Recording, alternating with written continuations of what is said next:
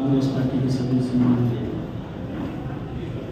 प्रवक्तागण, आज के इस पत्रकार वार्ता में उपस्थित सभी सम्मानित इलेक्ट्रॉनिक प्रिंट मीडिया के सम्मानित पत्रकार साथियों, आदरणीय उमंग सिंघार जी ने बड़े विस्तार से आप सबके सामने आज की इस पत्रकार वार्ता के जो बिंदु थे उसको रखा।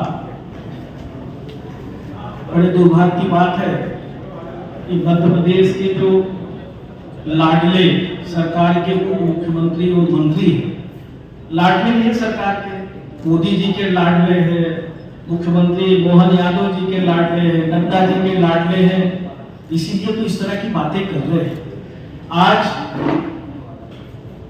मध्य प्रदेश सरकार के जो मंत्री विजय साहब हो और चाहे उप मुख्यमंत्री देवड़ा जी हो, इन्होंने अपने आप को देश की जो हमारी सेकुलर परंपरा है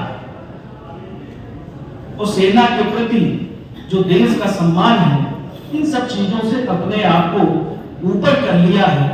और इसी वजह से इस तरह की बातें आज पूरे मध्य प्रदेश में ही नहीं पूरे देश में चर्चा हो रही है कि मध्य प्रदेश के मंत्री, मुख्यमंत्री, सरकार की जिम्मेदारी सबकी रक्षा की है और जो देश की रक्षा करते हैं, जो सेना के जवान, और हम लोगों को तो बड़ी खुशी होती है जब हमारी महिलाएं देश की सेना में जिस तरह से वीरता से, और खासकर सोफिया जी जब प्रेस के सामने आती थी और दो बहनें जब सामने आती थी, और रक्षा मंत्री से लेकर और भाजपा के बहुत सारे केंद्र सरकार के मंत्री, भाजपा के बड़े बड़े नेता उनकी प्रशंसा करते नहीं थकते थे।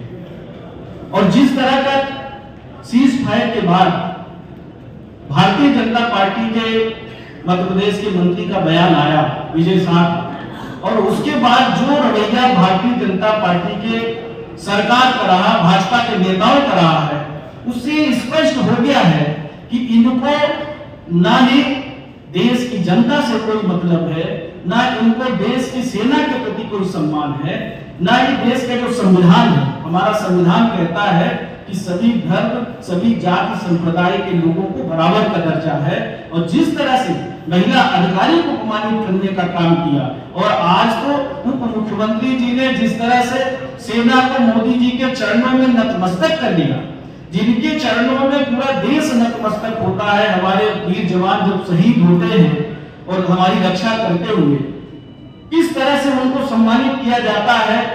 कोई भी प्रधानमंत्री हो, रक्षा मंत्री हो, राष्ट्रपति, सारे लोग उनका अभिवादन करते हैं। पर दुर्भाग्य है हमारे देश का कि आज सत्ता ऐसे लोगों के हाथ में चली गई है। ये वही लोग हैं, संघ के लोग हैं, जिन्होंने कई वर्षों तक अपने कार्यालय में हमारा राष्ट्रीय ध्वज नहीं फहराया और आज तिरंगा यात्रा निकाल रहे हैं।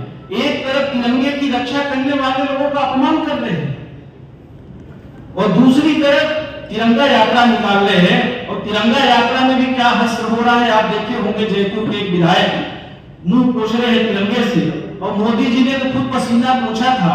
इस तिरंगे का कितना अवमूल्यन हुआ है, कितना अपमान हुआ है।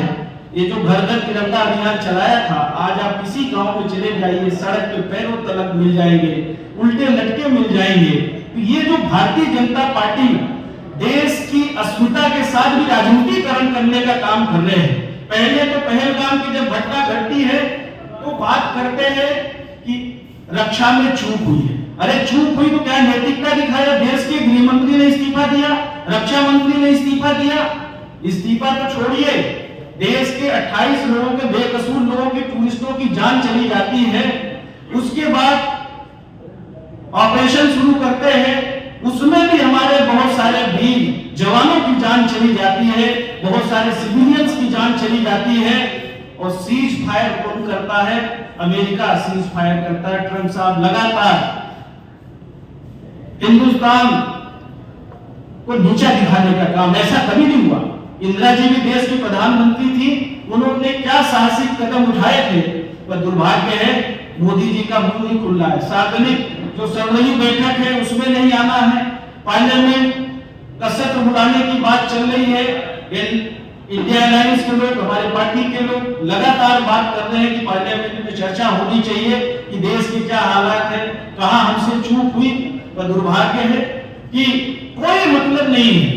और अगर थोड़ी भी नैतिकता है और भारतीय जनता पार्टी का जो दोहरा चरित्र है, अगर वाकई देश के प्रति सम्मान है, सेना, देश की सेना के प्रति सम्मान है, तो सबसे पहले दोनों मंत्री, उप मुख्यमंत्री और मंत्री को बर्खास्त करना चाहिए, अपने पार्टी से निष्कासित कर देना चाहिए और उनको स्पष्ट करना चाहिए कि देश के साथ कोई खिलवाड़ करेगा और देश की अस्मिता पर कोई आंच लगाने की कोशिश करेगा, हमारी महिलाओं का, देश की सेना का अगर कोई अपमान करेगा तो हम उसको नहीं बख्शेंगे। अगर उनकी नीयत ठीक है तो तत्काल उनको गिरफ्तार करना चाहिए और जिसके ऊपर इतना गंभीर आरोप लगा हो, उनके ऊपर 3 धाराएं हाई कोर्ट के डायरेक्शन में लगी। पहले तो उल्लेख ही नहीं किया था कि कौन से प्रकरण में इनके खिलाफ एफआईआर दर्ज किया गया है, श्री लगा के संबोधित किया गया। बाकी किसी का एफआईआर दर्ज होता है तो मुजरिम लिखते हैं, या श्री तो नहीं लगता। और फिर जो धाराएं लगी है, धारा 152 दंगे को रोकते समय सरकारी कर्मचारी पर हमला करना, धारा 196 1B किसी धार्मिक समूह के खिलाफ घृणास्पद भाषण देना, और धारा 197 1C सरकारी कर्मचारी पर अपराध के लिए कार्रवाई करने की अनुमति। ये तीनों ही गैर जमानती अपराध हैं। तो क्यों नहीं ऐसे मंत्री को गिरफ्तार करते? और भारतीय जनता पार्टी का अगर रिश्ता नहीं है इसे, भारतीय जनता पार्टी के नेता जिम्मेदार है, एक तरफ जवान देश की रक्षा के लिए गोली खाते हैं और दूसरी तरफ भारतीय जनता पार्टी के नेताओं की गालियां खा रहे हैं। ये आज हालात हमारे देश के हो गए हैं। हमारे देश को बनाने में सभी धर्म, सभी जाति संप्रदाय के लोगों का हाथ था। बहुत सारे स्वतंत्रता संग्राम सेनानियों ने यातनाएं सही, कई साल जेलों में रहे, बहुत सारे लोगों ने प्राणों की आहुतियां दी, और आज भारतीय जनता पार्टी के नेता क्या कर रहे हैं? इसलिए हमारी मांग है कि तत्काल दोनों मंत्रियों को, उप मुख्यमंत्री, मंत्री को भारतीय जनता पार्टी अपनी पार्टी से भी बर्खास्त करे और तत्काल सरकार से इस्तीफा दे। नहीं इस्तीफा देते तो उनको बर्खास्त कर देना चाहिए और दोनों की गिरफ्तारी भी होना चाहिए, इस तरह का, जिससे भविष्य में कोई अनर्गल बयानबाजी नहीं कर सके। आज हमारे नेता प्रतिपक्ष विधायक दल के साथी गवर्नर साहब से मिले और वहां मिलने के उपरांत जब संतोषजनक गवर्नर साहब से जवाब नहीं मिला तो हमारे साथियों ने वहां धरना देने का काम किया, और विपक्ष का मौलिक अधिकार है। और जिस तरह से बर्बरता पूर्वक कार्रवाई मध्य प्रदेश सरकार के इशारे पर पुलिस ने किया, घसीट के हमारे नेता प्रतिपक्ष विधायक साथियों को गाड़ियों में बिठाया गया पुलिस के और उनको ले जाके केंद्रीय गृह जेल में डाल दिया। हमारे नेता तो वहां रहना चाहते थे और वहां से भी इनको भगा दिया गया। हमारे नेता तो चाहते थे कि जब तक इनकी गिरफ्तारी नहीं हो, जो विजय शाह है उनकी गिरफ्तारी नहीं हो, तब तक हम लोग वहां से नहीं निकलेंगे। पर दुर्भाग्य है, भारतीय जनता पार्टी की सरकार, विपक्ष जनता की आवाज उठाने का हमारा अधिकार है, पर जिस तरह से अपमानित करने का काम किया है उसके लिए हम घोर निंदा करते हैं। और जिस तरह से उप मुख्यमंत्री ने पूरी सेना को नतमस्तक कर दिया है, पूरे देश की जनता को नतमस्तक कर दिया है मोदी जी के सामने, इसकी भी हम घोर निंदा करते हैं।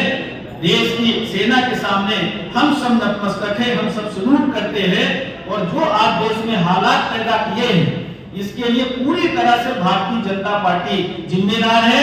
हमारी पार्टी ने तय किया है पूरे देश में जय हिंद यात्राएं निकालने का। जबलपुर में 30 तारीख के पहले बहुत बड़ी सभा भी कांग्रेस पार्टी करेगी, वहां भी यात्रा निकालेगी, और पूरे प्रदेश में सभी जिलों में जय हिंद यात्रा कांग्रेस पार्टी निकालेगी। और भारतीय जनता पार्टी के जो चाल और चरित्र है, जिस तरह का उन्होंने देश के साथ कुठाराघात किया है, राजनीतिकरण किया है, जबकि सारे दल, सारी पार्टियां देश के साथ खड़ी थी, सरकार के साथ खड़ी थी, उसके बाद भी जिस तरह का राजनीतिकरण करने का काम किया है, देश को अपमानित करके, दूसरे देश का हस्तक्षेप करके, चीन और पाकिस्तान का जिस तरह से समझौता हुआ, अमेरिका ने जिस तरह से इनको साथ में लिया और हिंदुस्तान को एक तरफ अलग करने का काम किया, इतनी बड़ी बेइज्जती हमारे देश की कभी नहीं हुई है।